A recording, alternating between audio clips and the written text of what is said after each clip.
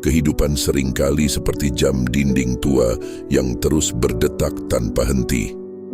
Tapi pernahkah kita mendengarkan setiap dentingnya? Bagi seorang pria tua bernama Hamzah, denting itu bukan sekadar bunyi, melainkan pengingat bahwa waktu yang tersisa mulai menipis. Dan mungkin inilah saatnya untuk berhenti mendengarkan dan mulai bertindak. Hamzah adalah seorang pria berusia 70 tahun yang tinggal di sebuah rumah kayu kecil di pinggiran desa. Hidupnya sederhana, namun dipenuhi keheningan yang membuat setiap detik terasa begitu nyata. Ia sering duduk di kursi rotan usang di depan rumahnya, menatap pohon mangga yang telah menemaninya selama puluhan tahun. Namun, hidup Hamzah bukanlah perjalanan yang mulus. Di masa mudanya, ia adalah seorang pemimpi. Ia bermimpi menjadi seorang pelukis besar, menggambar dunia dengan warna-warna yang ia yakini mampu menghidupkan jiwa siapa saja yang melihatnya. Tapi seperti banyak cerita lainnya, hidup tak selalu sesuai rencana.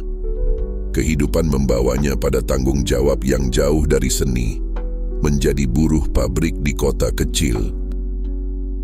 Denting jam di ruang tamu terus berdetak, mengingatkannya pada sebuah janji lama, janji kepada dirinya sendiri bahwa suatu hari nanti ia akan kembali melukis. Namun, waktu berlalu dan janji itu terkubur oleh kenyataan.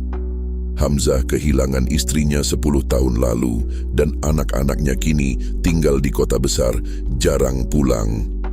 Suatu hari, saat membersihkan gudang yang hampir roboh di belakang rumahnya, Hamzah menemukan sebuah kotak tua yang berisi kanvas usang, beberapa kuas, dan cat minyak yang sebagian besar telah mengering. Ia menatap benda-benda itu dengan mata yang penuh haru. Tangan tuanya gemetar saat memegang kuas favoritnya yang kini berdebu dan rapuh. Dalam sekejap, ingatan masa mudanya mengalir seperti sungai yang deras. Masa-masa ketika ia percaya bahwa hidup adalah tentang menciptakan sesuatu. Apakah masih ada waktu? Gumam Hamzah kepada dirinya sendiri. Denting jam di ruang tamu seperti menjawab pertanyaannya, seolah berkata, "Waktumu ada jika kau berani memulainya sekarang." Malam itu, Hamzah menyalakan lampu minyak di mejanya. Ia meletakkan kanvas tua di atas meja, meraih kuas yang masih bisa digunakan, dan mencoba mencampurkan warna dari cat yang tersisa. Meski tangannya kaku dan gerakannya lambat, ia mulai melukis. Awalnya hanya sebuah garis sederhana. Kemudian garis itu menjadi bentuk dan bentuk itu Saat matahari terbit keesokan harinya, Hamzah masih duduk di kursinya, menatap lukisan yang baru saja ia buat. Itu adalah lukisan pertama yang ia buat setelah hampir 40 tahun. Hatinya penuh dengan rasa puas, meskipun lukisannya jauh dari sempurna. Namun pagi itu juga, Hamzah menyadari sesuatu yang lebih besar. Ia menyadari bahwa selama ini ia telah mengabaikan panggilan hatinya.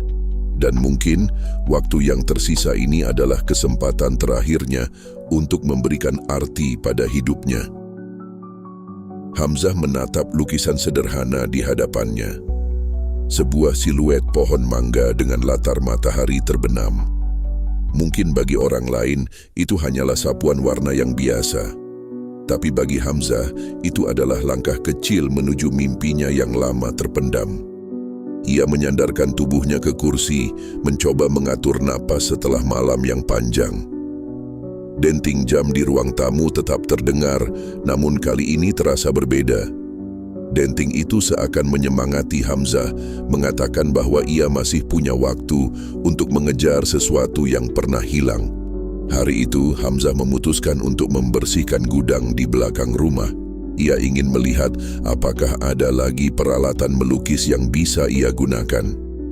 Saat membuka lemari kayu yang sudah reyot, ia menemukan beberapa gulungan kanvas besar, cat-cat lama yang sebagian masih bisa digunakan, dan satu buku catatan kecil.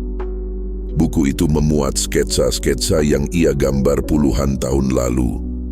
Garis-garis tegas di setiap halaman menggambarkan berbagai mimpi Hamzah, pemandangan desa, wajah-wajah orang terkasih, bahkan bayangan tentang masa depan yang ia dambakan. Tangannya gemetar saat membalik halaman demi halaman. Seperti potongan film yang diputar ulang, setiap sketsa membawa ingatan yang dulu ia kira sudah terkubur. Hamzah menarik napas panjang. Ada rasa hangat yang mulai mengalir dalam dadanya. Ini bukan hanya tentang melukis, pikirnya. Ini tentang menghormati janji kepada diriku sendiri. Sejak hari itu, Hamzah memulai rutinitas baru. Setiap pagi, setelah subuh, ia duduk di ruang tamu yang telah ia ubah menjadi studio sederhana. Ia meletakkan kanvas di atas meja, meraih kuas, dan membiarkan hatinya berbicara melalui warna-warna di tangannya. Awalnya, hasil lukisannya jauh dari sempurna. Catnya terlalu tebal, garisnya tidak konsisten, dan warnanya terkadang melenceng dari yang ia bayangkan. Tapi Hamzah tidak peduli. Baginya setiap sapuan kuas adalah bentuk kebebasan, sebuah cara untuk melawan waktu yang terus berjalan. Satu persatu tetangga mulai memperhatikan apa yang dilakukan Hamzah. Suatu pagi, seorang anak kecil bernama Rian berdiri di depan jendela rumah Hamzah, mengintip dengan rasa penasaran. "Pak Hamzah, apa yang Bapak lukis?" tanya Rian, suaranya penuh keingintahuan. Hamzah menoleh dan tersenyum. "Aku sedang melukis pohon mangga itu, Rian. Menurutmu, bagus tidak?" Rian masuk ke rumah tanpa ragu. Ia menatap lukisan itu dengan mata berbinar. "Ini keren, Pak, tapi pohonnya seharusnya lebih hijau, seperti aslinya." Hamzah tertawa kecil. "Kamu benar, sepertinya aku harus belajar lebih banyak." Sejak saat itu Rian sering datang ke rumah Hamzah. Anak itu senang melihat cara Hamzah melukis, dan Hamzah senang memiliki teman baru yang membuat harinya terasa lebih hidup. Rian bahkan membawa teman-temannya untuk melihat lukisan Hamzah. "Pak Hamzah, ajarkan kami melukis," seru mereka suatu pagi. Hamzah terkejut. Sudah puluhan tahun ia merasa tidak ada yang peduli pada apa yang ia lakukan, tapi kini sekelompok anak kecil meminta dirinya untuk berbagi ilmu. "Aku hanya bisa mengajarkan apa yang aku tahu," kata Hamzah. "Kalau kalian tidak keberatan dengan cara melukis yang sederhana, aku akan senang mengajari kalian." Maka dimulailah hari-hari baru di rumah Hamzah. Anak-anak desa berkumpul di ruang tamunya setiap sore, membawa kertas dan pensil yang mereka miliki. Hamzah mengajari mereka tentang garis, bentuk, dan warna. Tapi lebih dari itu, ia mengajarkan mereka tentang mimpi dan keberanian untuk mengejar apa yang mereka cintai. Seiring waktu, Hamzah menyadari sesuatu yang tak pernah ia pikirkan sebelumnya. Ia mungkin tidak lagi memiliki banyak waktu, tapi ia bisa membuat waktu yang tersisa ini berarti. Bukan hanya untuk dirinya sendiri, tapi juga untuk orang lain. Pada suatu sore yang tenang, setelah semua anak pulang, Hamzah duduk sendirian di ruang tamunya. Ia menatap keluar jendela, melihat matahari perlahan tenggelam di balik pohon mangga. Ia tersenyum. "Denting waktu memang terus berjalan," gumamnya. "Tapi aku tidak lagi mendengarkan dengan ketakutan. Aku mendengarnya dengan rasa syukur."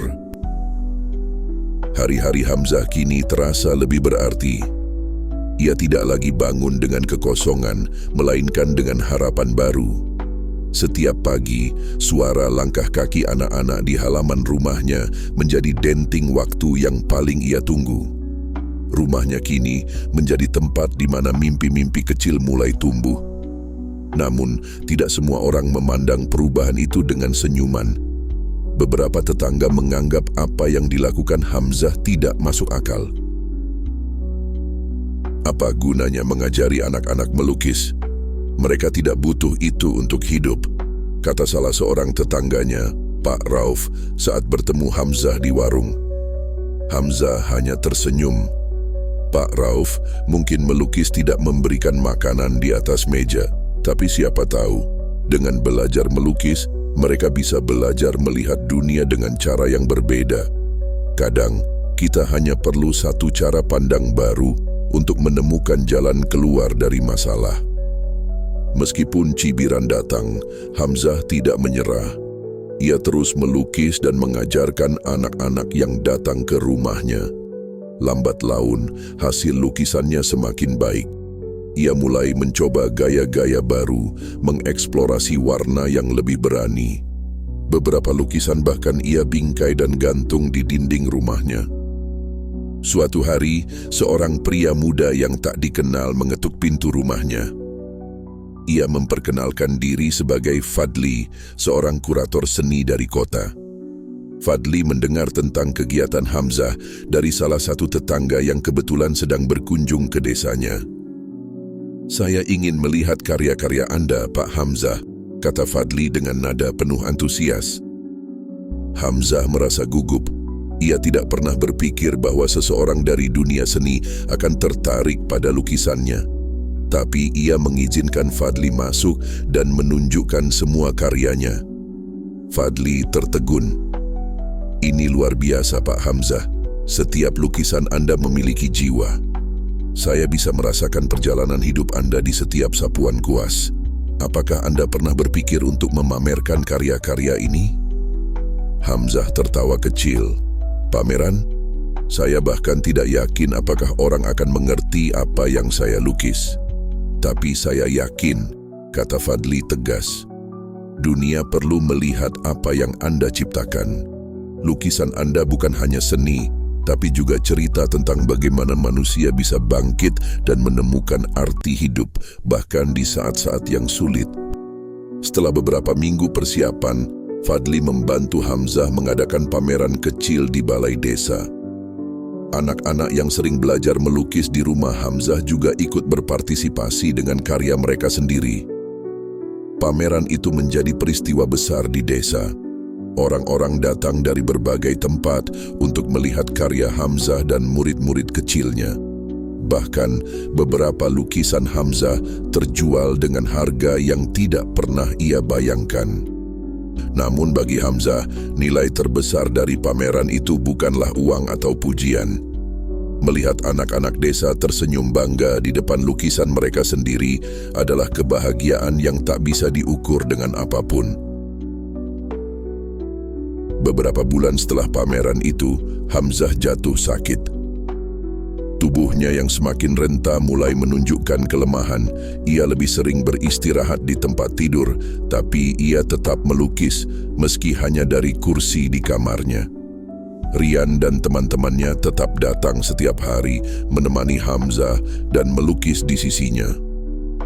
Mereka tahu waktu Hamzah tidak akan lama lagi, tapi mereka ingin memastikan ia tidak pernah merasa sendirian. Suatu malam saat hujan turun deras, Hamzah memanggil Rian ke sisinya. "Rian," kata Hamzah dengan suara lemah, "Bapak ingin kamu melanjutkan ini semua. Jadikan rumah ini tempat di mana siapapun bisa bermimpi. Jangan pernah biarkan suara-suara yang meremehkanmu membuatmu berhenti." Rian mengangguk, air matanya mengalir. "Saya janji, Pak Hamzah, saya akan terus melukis dan saya akan menjaga mimpi ini tetap hidup." Keesokan harinya, Hamzah pergi dengan tenang. Denting jam di ruang tamunya berhenti bersamaan dengan detak jantungnya yang terakhir. Tapi warisan yang ia tinggalkan tetap hidup. Rian dan teman-temannya melanjutkan apa yang Hamzah mulai. Mereka menjadikan rumah itu sebagai sanggar seni untuk anak-anak desa, tempat di mana siapapun bisa datang untuk belajar melukis dan berbagi mimpi. Lukisan-lukisan Hamzah masih terpajang di dinding, menjadi pengingat akan seorang pria yang mengajarkan bahwa waktu yang tersisa, betapapun sedikitnya, bisa menjadi sangat berarti jika kita mengisinya dengan keberanian dan cinta. Denting waktu akan selalu ada. Tapi bagaimana kita mendengarnya, bagaimana kita menjadikannya bermakna, itulah yang menentukan cerita kita. Hamzah mungkin telah pergi, tapi denting yang ia tinggalkan akan terus terdengar di hati orang-orang yang ia sentuh. Dan bukankah itu yang sebenarnya disebut keabadian?